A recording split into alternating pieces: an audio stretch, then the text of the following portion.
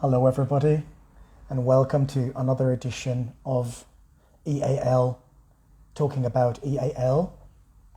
Today, we'll have the pleasure of talking to Lisa Maria Muller and Eowyn Crisfield, both part of the NALDIC team. So the series continues with the Meet the Team motto, but at the same time talking about issues that we pick live after live. Today we'll be talking about bilingualism, well-being, and the family. So whether you're a teacher, whether you're a parent, whether you're anybody interested in languages and bilingualism, stay tuned to listen to all the tips and all the research that both Lisa Maria and Eowyn have done. Just to say that we've got another Insta Live coming up on the 24th of May. That is a Tuesday, I believe. Yeah, Tuesday, 24th of May at 12 noon UK time, where we'll have Sarah Truitt from City of Sanctuary talking about schools of sanctuary and the situations of refugees and asylum seekers to another NALDIC team member, Fiona Ransom. So stay tuned to the information that we'll be releasing about that other Insta Live coming up on a Tuesday, not next week, but the week after next. So a few words about Lisa Maria before she joins us is to tell you that she is the Education Research Manager at the Chartered College of Teaching, and her work there links research and practice, so it's going to be interesting to listen to that today. Before that, Lisa Maria worked as a postdoctoral research associate at the Universities of Cambridge and York on two projects related to foreign language learning. In her PhD thesis, she investigated the similarities and differences between typically developing multilingualism and multilingual language disorders. Hello, everybody joining. Thanks for being there. Maria, if you get my invite to join.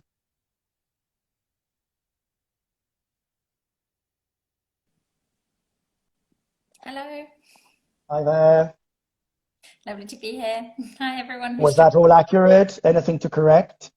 Actually, yes, I've recently been promoted to head of research at the Chartered College. Ooh, kudos. So, Well done. Happy for you. A lot more responsibility, I imagine. yeah, a lot more strategic thinking, absolutely, yes. Mm, But looking forward to it. lovely, lovely. Would you like to tell us a little bit more in your words about your interests, what projects you're working on, maybe in your new role, any of the many resources that you've put together, reports that you've written, anything you'd like to tell us about yourself? Yeah, absolutely. So as you said, my original research interest in my thesis and then also as a postdoctoral research associate was very much about bilingualism, multilingualism. In my thesis, very much looking at developmental language disorder and how we could distinguish between typically developing multilingual children and those who actually have a language disorder using a range of different tests. I then also looked at the influence of age on language learning in a school setting. So basically whether it makes sense or whether it has a particular impact on students' achievements to start language learning in primary school. I then moved on, so as I started my role at the Chartered College, which is now 3.5 years ago, I started to focus a lot on teacher development. I'm a former teacher myself, so I'm a trained secondary school teacher of foreign languages. And so I was always really interested in education and remained interested. So that role at Chartered College when it came up that really brought together research and practice was just ideal. That's really what I always wanted to do. And in my work there, the focus on linguistic diversity sort of remained because now, obviously, as I'm also part of NALDIC, I try to bring the two organisations together. And I'm probably interesting for people online today is we have a shared webinar series between Chartered College and NALDIC. We have termly webinars that always have EAL as the focus and cover a range of topics and are accessible for members of both organisations. And I think that's just such a nice way of getting EAL knowledge into mainstream education And yeah, and then obviously relating to COVID-19, my focus has shifted a lot to distance learning, and with my former colleague Gemma Goldenberg, we have co-authored four publications relating to the potential impact of school closures on students' academic achievement and their well-being, but also relating, and then we also collected teacher views on that. So it was really great to capture teachers' experiences. It's great to be able to share those insights with DFE as well on an ongoing basis.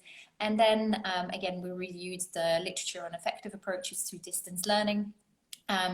And ask teachers about what they think effective distance learning looks like, because I think it's really, really important to capture that professional expertise of teachers, and in particular the collective professional expertise, because I think there is so much wisdom in staff rooms and being shared between colleagues. And what I'd like us to do, and what we are doing at the college already, is really to collect and share that collective wisdom. And one research focus that remains very much from my Cambridge days, and one that we're going to talk about today, of course, is all about bilingualism or multilingualism and well-being. So I've co-authored a paper with colleagues from Cambridge, some of whom are still there: Napoleon Katsas and Elspeth Wilson, Katie Howard, Jenny Gibson. And we have done a lot of outreach work around that link relating to bilingualism and well-being together, and today is part of that. That's so good. An impressive CV. Good for you. And I think, as we put together the series and we were waiting and thinking about when to start inviting people that are not necessarily part of the NALDIC team, but really everybody, all of you really on the executive committee, you're also well informed, and you've done so much about all of these that it's a pleasure to be combining both things. And let's invite all of us, everybody watching, to follow us on Facebook and Instagram, but also Chartered College of Teaching, because the events that are co-organized are announced on the websites and on the Facebook accounts and Instagram of both institutions. If anybody wants to take part and see what all these webinars are about. I don't know when the next one is. Did you say when the next one is coming up? On the 14th of June, and it will be on refugee education, linked to the latest issue of the EAL journal that will also come out around the same time. So we always try to fit that topic within the EAL journal's theme as well. So the people who are interested, who kind of if the webinar has caught their interest, then they can then go and explore that topic further by delving into the EAL journal. I forgot to ask you if it's still as summerly today over there in France as you told me that it was yesterday. It is. So that I envy you. It's beginning to get colder and colder here in Argentina. No, yeah, we're very lucky. Right. So let's see now if we can get Eowyn to join. A few words about Eowyn Crisfield, just to tell you that she's an applied linguist, an author, and an educator who specializes in languages in education. She has worked in many roles, and one of the many things she does is she advises families on bilingualism and multilingualism, including her popular blog, Parents as Language Partners, a program that she's got, which includes seminars and family language planning. So let's see if she's around. And I think you've got resources as well that you might want to mention, Lisa Maria, before we get Eowyn to join. In terms of resources, so for example, we one that might be of particular interest to those who are interested in that link between multilingualism and well-being. Our academic paper is open access. So if you look for bilingualism and well-being in the family, you should be able to find it. So I strongly recommend that, and we're going to talk about some of the findings. But also we have a website, and again that relates to my former colleagues and ongoing friends, a project that we did together with also my friend Bridget Supple, who is an antenatal teacher. We have created a web page called We Speak Multi.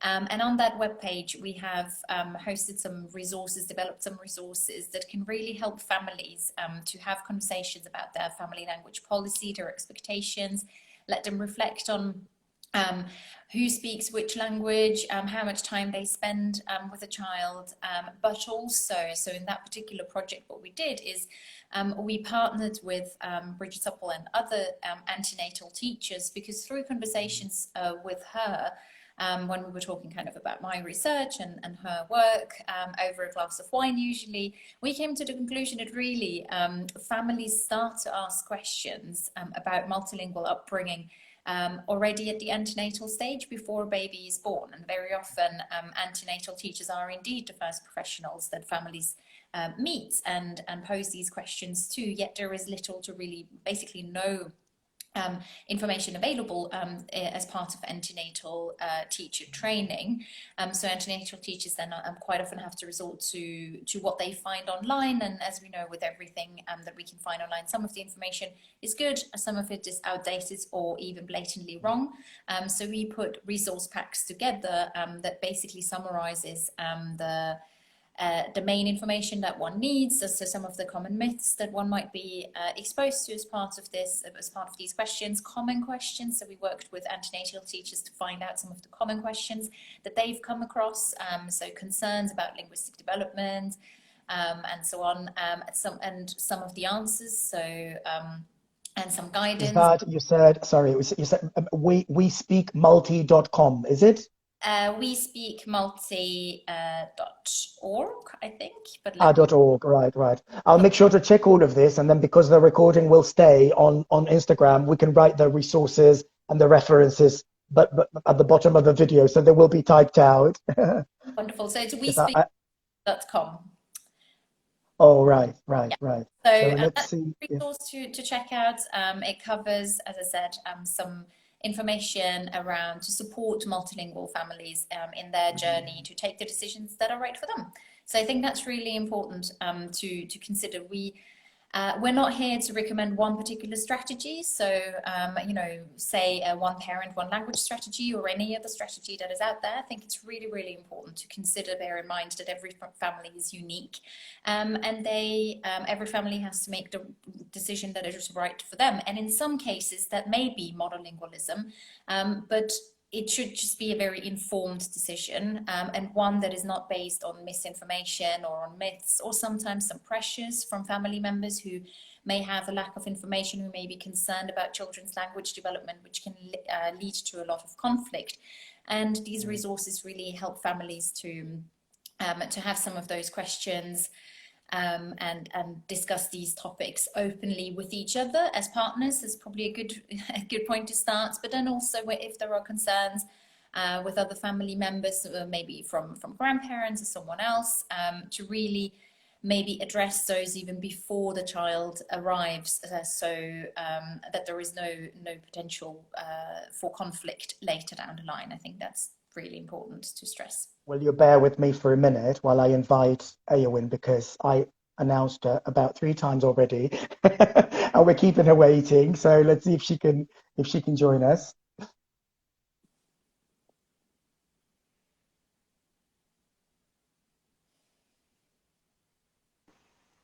Ah, there she is. Yes, there Here I she am. is. Hello, hello. Hello. Were you there when I introduced you earlier today, just to give you the chance to see? Maybe you got promoted as well, or something Um, changed, something I, different from what I said. This I is don't your actually moment to recall say what you so. said. I don't think you All mentioned right. any of my jobs, so there have been no promotions involved. It's fine. Okay. Okay. So thanks for being here. It took a little bit of time and organization, of course, to make this work. So thank you so much. Would you like to tell us a little bit about your interests, Eowyn, and as an educator, as a language specialist? So I kind of started my career as an English as an additional language teacher. That was the first hat I wore was a language teacher in Quebec, actually, which is of course the most bilingual part of a not very bilingual Canada.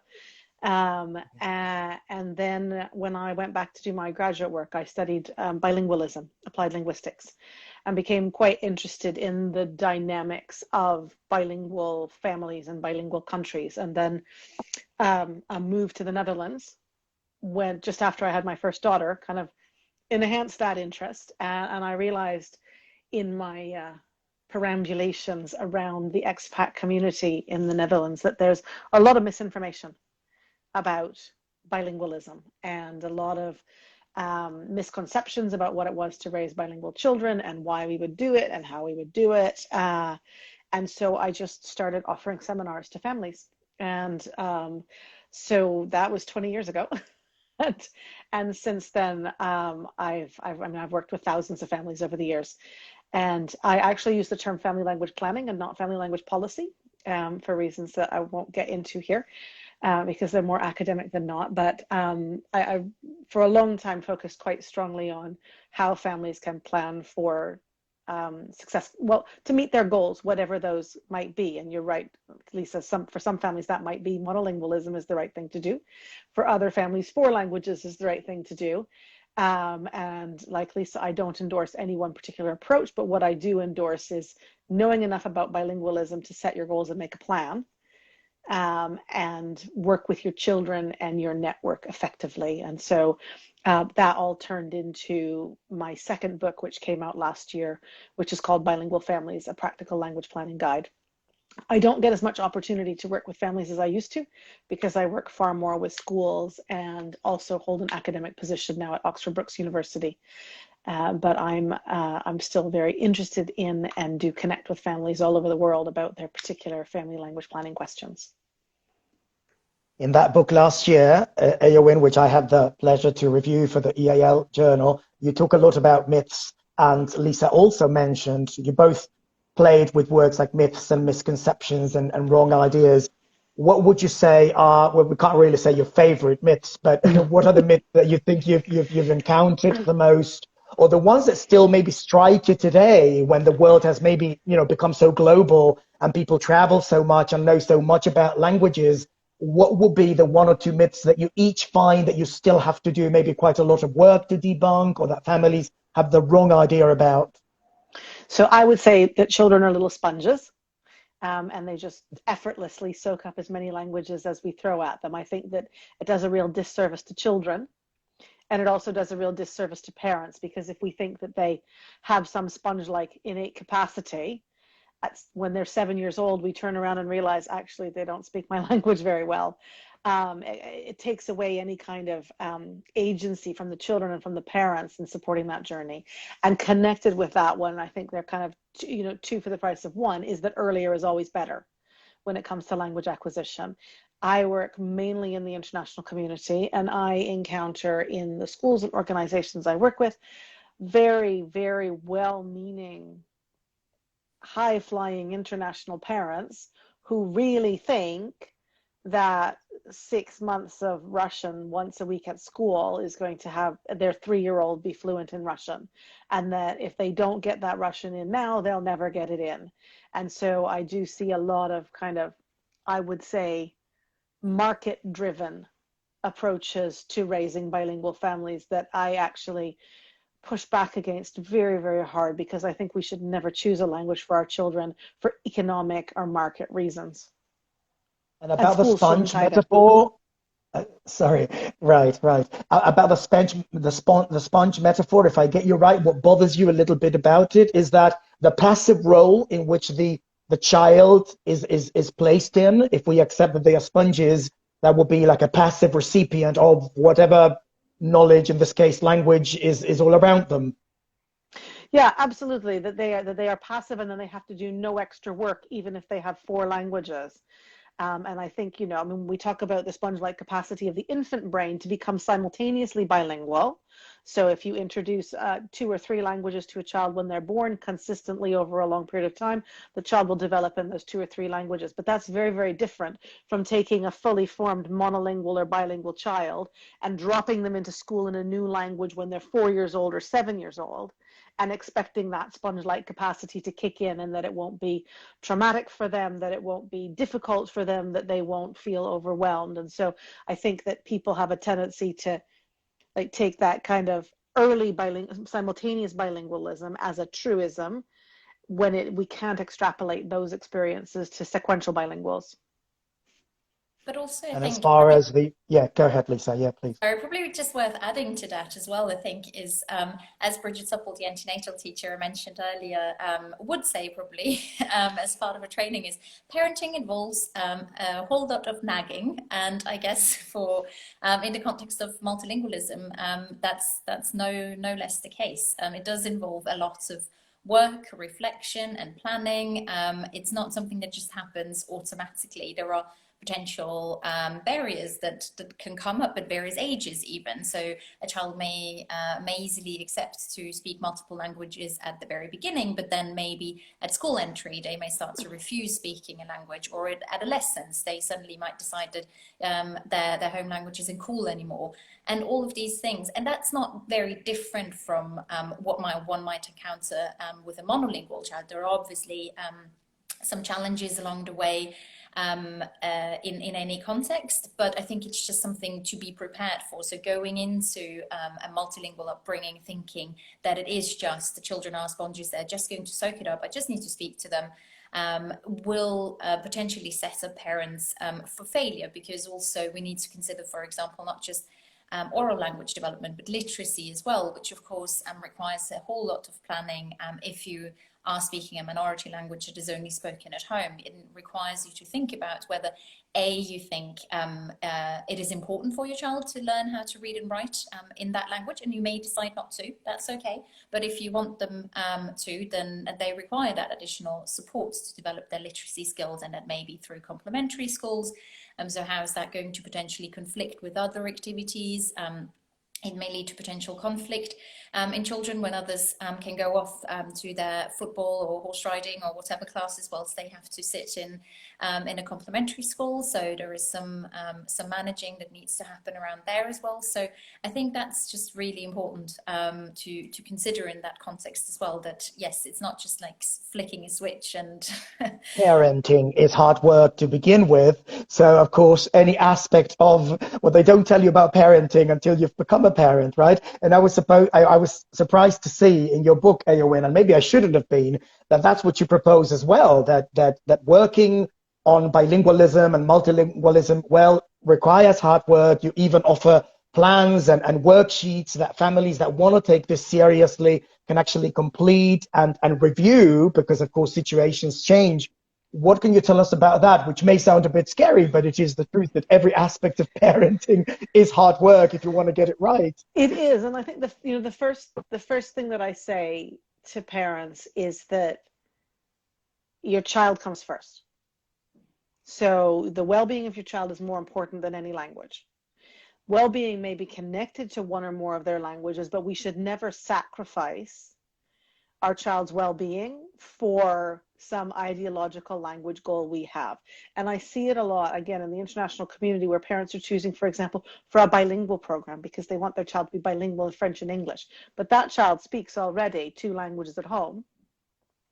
And so they are not happy at school because they're not learning well and they're really struggling. But the parents' ideology about French and English bilingualism being so elite and important that they will actually sacrifice their child's well-being for that. And one of the things, actually, I dedicated my book to my children because you think you know it all, and then you have kids, and they teach you a few things. And so my oldest child, in the way that it is statistically the case, is the most successfully multilingual of all my children. My children speak English, French, and Dutch. And then when she was 4.5, I was quite proud of myself. I had twins, and twins are kind of, I would never recommend having twins for any reason. But from a linguistic perspective, it's quite interesting because you've got 2 children of the same age and developmental stage in your home all the time, receiving the same language acquisition opportunities in 3 languages. And you can watch how differently they develop. And so my twins are very, very different from each other in their language profiles. And at a certain point, I chose to move them from the school they were in to another school for their well-being, even though I knew it meant sacrificing their fluency in French. And so as a linguist, that was very hard to do. As a parent, it wasn't hard to do. And I do meet families sometimes who are persisting in particular language goals that are not doing their kids any good. And so I think that we need to really be careful to think about our child as a child first and a potential multilingual second. The planning really came out of kind of years and years and years of working with families and figuring out actually what do they need, what's the basics that they need to be able to make well-informed decisions for themselves, so they don't get scared when somebody tells them you're going to ruin your children, so they don't stop using one language because the speech and language therapist says your child is delayed because they're bilingual. You should really stop using one language with them. And so it's about building capacity for the parents. And that's why I framed that section around fact and fiction, is that there are certain principles that parents can understand that are not difficult to understand, that are evidence and research based, that will help them hold the line when they're given bad advice, but will also help them understand how to make a plan. And when I work with families on family language planning, I actually do write them a plan. Lots of families that come to me don't want that extent of, kind of support, but the basics of the plan are just, what do I need to know to support my child as best as I can? And so the plan itself is about understanding input, how much input a child needs to develop a language. It's about literacy, which Lisa Maria mentioned already. If you have kind of a communicative goal for your children, you want them to be able to play with their cousins, that's very different from, I want my child to go back to Germany to go to university because it's free. Okay, so the level of German they need to play with their cousins is really different than the level of German they need to go to university in Germany. And so it's understanding kind of through our goals the amount of work we have to put in. And then it's just the other key parts. And so I talk a lot in the book and in my sessions about, you've got to have conversations with your children. Because if you are not talking to your children about their bilingual journey, they don't get what's going on. And they will infer for themselves why you're doing something. Or, my mom always uses French with me because she doesn't want daddy to understand. Well, that's actually not why mommy uses French with you. And so the conversations with our children and openly talk to them about all the decisions made. Absolutely. And the example I give all the time was a lovely family that I worked with in the Netherlands years ago. The mother was Russian and the father was Dutch.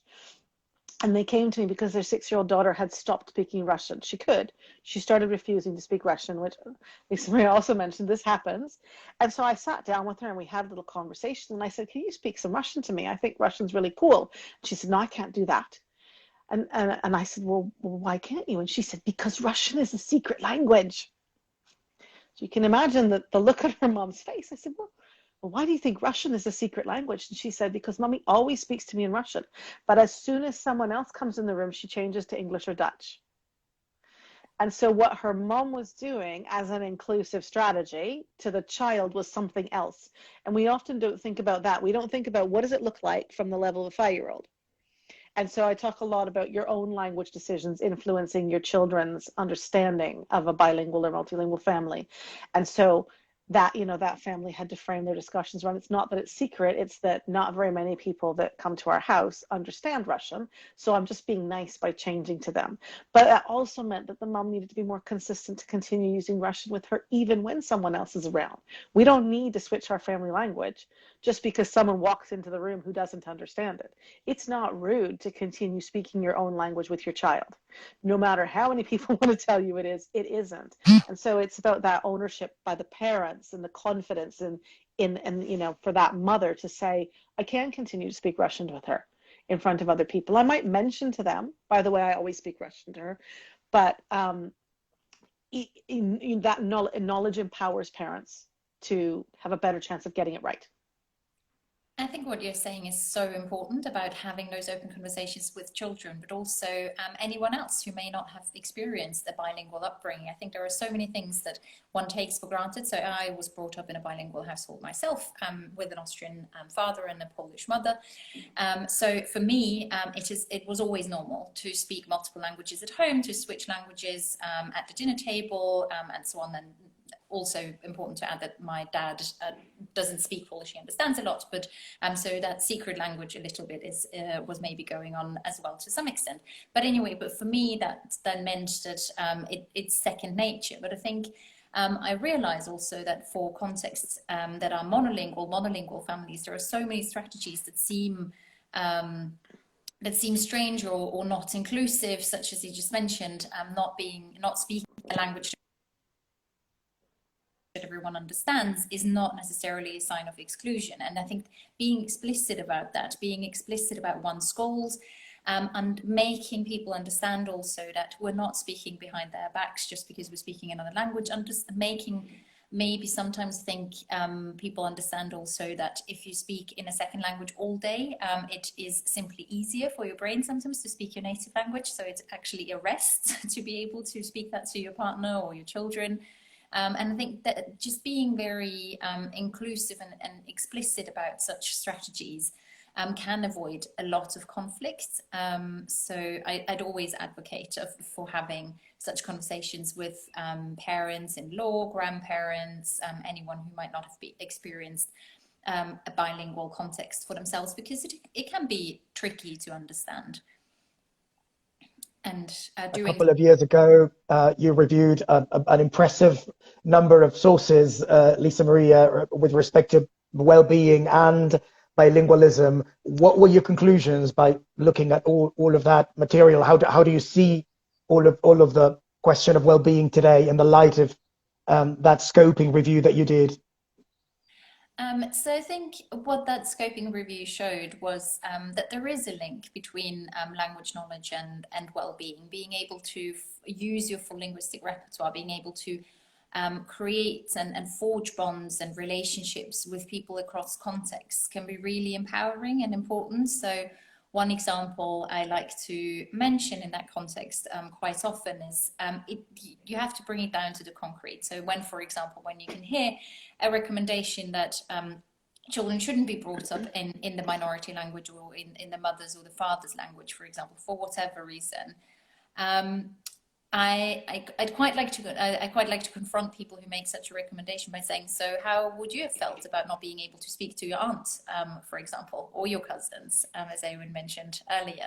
How do you think that would have made you feel, not being able to speak to your grandparents who have so much to contribute? And it goes way beyond language. It goes towards culture, cultural heritage that is communicated through the language, and being able to really be able to form those relationships across contexts within the family, but also within the school. And this is why, again, that multilingual aspect is so important. It's not just about continuing to develop the home language, which is really important, or focusing exclusively on the majority language, but really fostering and supporting the development of both, because that's the only way to allow that multilingual development, and in particular that fostering of relationships across contexts. And I think that's also really important. One of the findings that I found really interesting in our research was that was even the case when parents were very fluent in the majority language. So there is something beyond simply the language knowledge.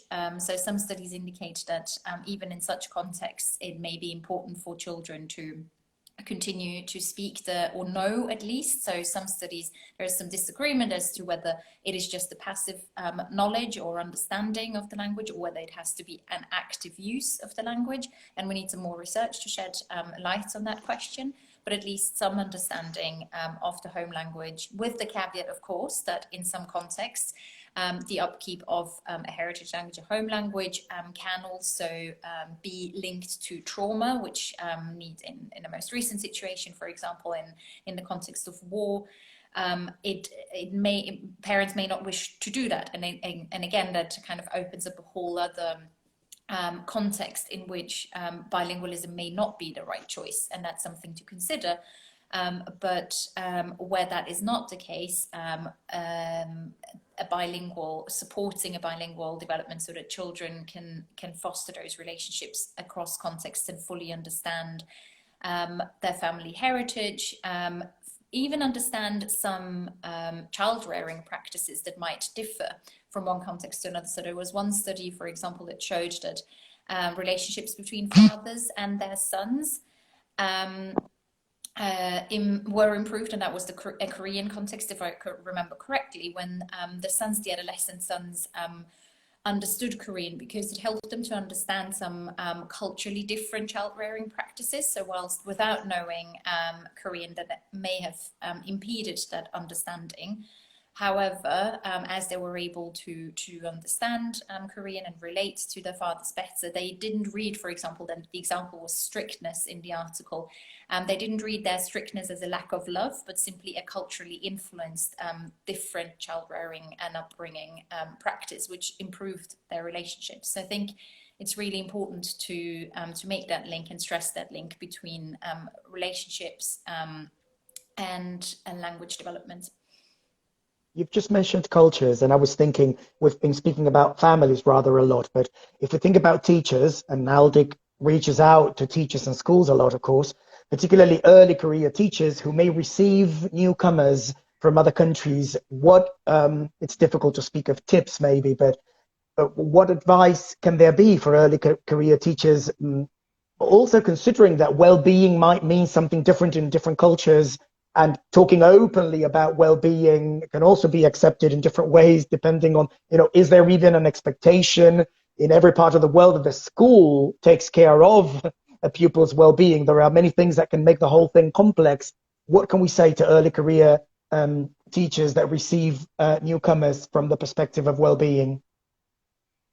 So I think simply raising awareness about the fact that there is a link between language knowledge and bilingualism and language use in a family, that yes, school is there to support majority language developments and literacy, but equally that should not come to the detriment of the home language, that there should be an understanding that also maybe advising parents finding out how they could continue their children's or support their children's language development alongside mainstream schooling. Are there any complementary schools, for example, in the area that the parents could go to in addition to mainstream schooling in order to upkeep their home language, children's home language developments, but also in order to continue that community elements? That might be a way of looking at it. Stressing the importance of home language as part of identity, I would say, and maybe also encouraging students to bring their language and insights into school and into the classroom, to share that, so that the language is really seen as a positive aspect of schooling that could also help to support their well-being. Again, particularly in recent contexts, with the big caveat that needs to be done very, very carefully.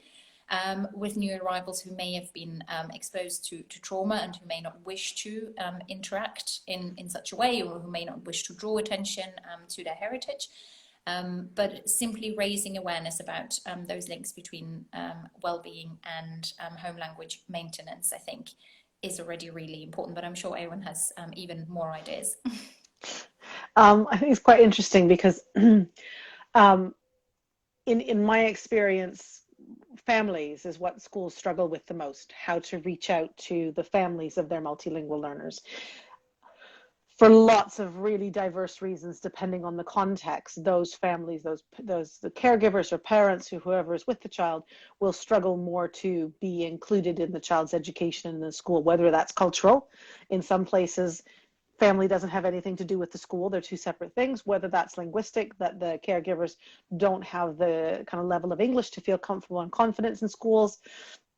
And so it's a recurring motif in all of the schools I work with. How do we build community within language groups, but also across language groups? I'm not sure if you've been following, but last week we launched the language policy for Jersey education.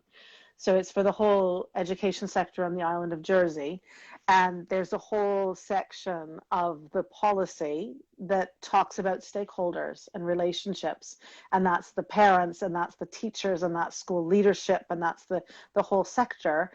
And one of the things that, when you look, the policy stands alone as an interesting thing, but then what's going to happen to put it into place?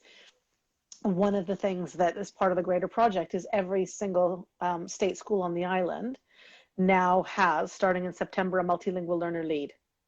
And so it's a leadership position, every primary, every secondary, and a big part of their job is to look at building community. So how do you support your multilingual learners' linguistic needs also their emotional needs, also their social needs, also their extended family. And so I think that it's super, super important across the board, because if the parents don't feel included or the caregivers don't feel included in a child's education, it's far more difficult for the parents and the teachers to work together effectively. And so I think we can never underestimate how important it is to really build bridges and relationships. And I'm quite looking forward to seeing some of the initiatives, because all the schools on the island get to make their own initiatives. There's no kind of dictated, this is how you're going to do it, but building community is a pillar of the policy. And so I'm quite excited to see how the different schools go about it, given their profiles. There are some schools that have quite a few multilingual students without EAL needs. And there are other schools that have a lot of multilingual learners with EAL needs, and there are, different kind of cultural groups. And so I'm quite intrigued and excited to see what they can come up with, because obviously, as somebody external to the system and external to the schools, I can have all the great ideas in the world, but I don't necessarily have my finger on the pulse of the community to figure out what will work for them. Well, before asking you for a final message, I'd like to hear some final words from you both. Let's tell everybody that this is the 30th anniversary of NALDIC this year. So we're looking forward to the conference in November more than ever. And for everyone that's interested to get in touch with NALDIC, to subscribe. I personally work as a deputy editor in the EAL Journal, which is one of the perks of being a member, besides being able to be in touch with people as knowledgeable as yourselves. So it's so good to have you here and to listen to all your ideas today. And I was wondering if there are any words in particular that you wanted to close our conversation with.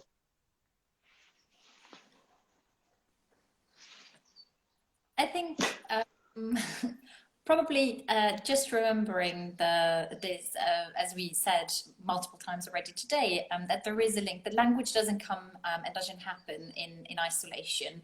That we use language to build relationships, to foster relationships, to talk to others, to communicate with others, and therefore there is an impact in terms of our well-being regarding languages that we use, the languages that we identify with in certain ways, in certain contexts that we use them.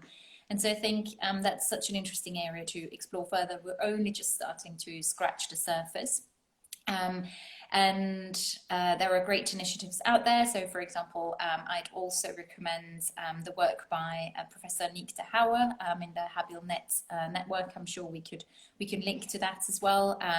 She coins the term harmonious bilingual development, for example. So definitely a lot of work to explore there in terms of how we can support multilingual development, in particular in relation to well-being. And as Owen said earlier, we really have to find the balance of between our own ambitions that we may have for children, whether that's in school or at home, their well-being, family well-being, and their relationships that we want children, because ultimately that's what it's all about. We want them to be happy, and we want them to be able to form relationships across contexts. That's what I would say. Okay. Yeah. Boy, it's such a hard question. I think that I would say that school leaders, and I can say that, globally, but if we look at, the UK context of NALDIC, school leaders need to take responsibility. The system currently in England doesn't support very much a development around EAL or multilingualism in pre-service teacher training. Everybody knows that. But that's a reason and not an excuse. And so anybody in a school with high numbers of children, or even small numbers of children who come from other language backgrounds, has kind of a duty of care to understand those children and to understand how to work with them effectively. And just because the system doesn't tell you to do it doesn't mean that you can opt out. And I feel like the system now allows for a lot of opting out. Well, it's not in the Ofsted, so we don't have to do it, or it's not in the whatever. Really, it's about the children. And if you want the best for all of the kids in your school, you've got to figure out what's best for them. And there are loads of good resources out there. There are loads of good, easy light touch training programs that you can do in 2 hours. There are lots of long training programs. There are great books that you can read. But really, I think we've passed the time when we can just say, oh, well, that child doesn't speak English. I don't know what to do with them. No more. what I see from my perspective is that, incredible as it may sound, there is still the need to go beyond the idea that using a language effectively and well is having a large vocabulary or using the grammar accurately or having a good pronunciation, because I still see that sometimes that is proposed as some kind of a solution. When there is any idea that a solution should be found, the solution is sometimes relatively superficial and not really the depth of what it really means to communicate well and really to think about well-being in a community is much more than just pronouncing words right or having a grammatically accurate command of the language, right? Absolutely. Absolutely. I think that's also important to bear in mind actually in the bilingual context, because I think that we need to be aware that bilinguals are not two monolinguals in one person. An extremely important and famous quote by Grosjean, and that comes up in pretty much probably every linguistic paper about bilingualism that one may read, but I think we can't stress it enough. And I think this again can lead to this can work up or build itself up into a stressor for multilingual families, that expectation that their children will sound just like monolingual children in each of the contexts, just like their monolingual cousins and so on. And that's actually quite an unrealistic expectation to have. If a child is growing up with a minority language in a different context where a majority language is spoken, they can. There is no reason, or there are a few reasons why they shouldn't become fluent in the language. But the expectation that they will sound just like a child who grew up or is growing up, say in the US or in Poland or in Turkey, is not a realistic one to have. And I think that's so important to communicate, because children can have accents, or they are likely even to have accents, or to have some make some syntactic errors, or have some limited domain-specific vocabulary. In particular, if they only speak the language at home, it's unlikely that they will have the same level of academic language development that their peers who attend school in that language have, for example. So, and making parents and their surrounding aware of that, and also making children aware of that, and telling them that that's okay. That doesn't make you a worse language user. And again, a similar comparison that comes up in the literature quite often, it's like comparing marathon runners and triathletes or biathletes, for example. It's simply a different discipline. And we should be comparing like with like in our research, but also in practice. And I think we're quite aware of that, or we're starting to be aware of that in research, that the monolingual bilingual comparison is actually one that I personally don't find that interesting, because yes, if you speak two languages, it's likely that you're not going to sound like a monolingual. Which is essentially we could summarize some of the research like that, to be extremely simplistic. But I think what's interesting are those like for like comparisons.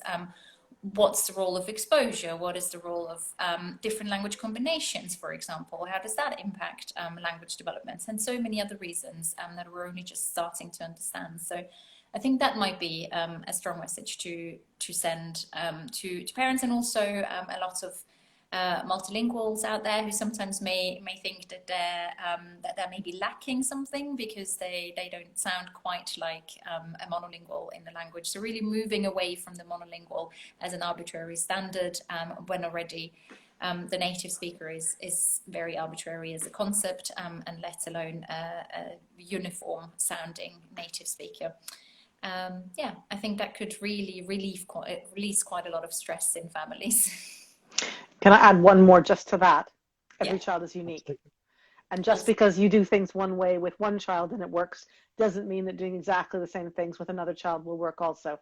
One of the things I talk about with family language planning all the time is if you make your plan when you have one child, that plan will not be fit for purpose for your second child, because you've got to take into account sibling language, and you've got to take into account the characteristics of your new child. And so sometimes there's a tendency to be like, what's wrong with my child? Because their older sister learned both languages fine. And you have to keep in mind that, going back to children are not sponges. If children were sponges, we would expect everybody to soak up languages at an equal pace and with equal success. And we know that the variability amongst children language learners is just as much as the variability amongst adult language learners.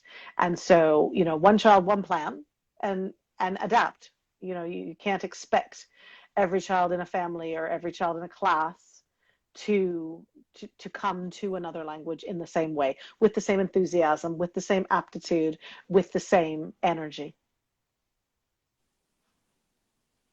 That's so interesting. Thank you so much for that insight. I think this conversation is a very natural lead-in for the next Insta Live we're going to have, as I said at the beginning, on the 24th of May with Sarah Truitt, who is the Director of Operations of City of Sanctuary. So this conversation about well-being, I think, very naturally leads into what Sarah will have to say to us on that day at 12 o'clock noon on the 24th of May. Thank you very much, both of you, for taking part of your day to talk to us today.